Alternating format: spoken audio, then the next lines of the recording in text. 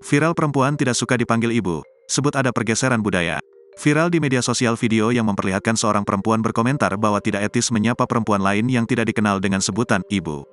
Komentar itu datang dari akun TikTok. Ia mengomentari video TikTok seorang laki-laki menawarkan duit Rp400.000 kepada perempuan yang sedang duduk di depan restoran. Rp400.000 ini langsung buat ibu kalau ibu tahu apa bahasa Inggrisnya, orang utan. Begitu kata si pria di video, Senin, tanggal 26 Juni tahun 2023. Seketika, pemilik akun TikTok tersebut men-stitch video tawaran duit Rp400.000. Di awal, perempuan itu berkata, "Hai, sebenarnya tidak ada masalah dengan videonya." Nah, setelah itu dia menjelaskan soal ketidaknyamanannya mendengar seseorang memanggil perempuan yang tak dikenal dengan sebutan ibu. "Aku gak ngerti apa yang terjadi, pergeseran budaya apa yang terjadi di Indonesia, karena setiap cewek yang pakai kerudung dipanggil ibu walau usianya masih 20-an, kata perempuan itu. "Sopan gak sih manggil ibu?" "Iya, sopan. Tapi kalau aku pribadi tersinggung banget. Cewek itu paling sensitif sama umur," tambahnya. Sontak saja unggahan tersebut menarik perhatian warganet.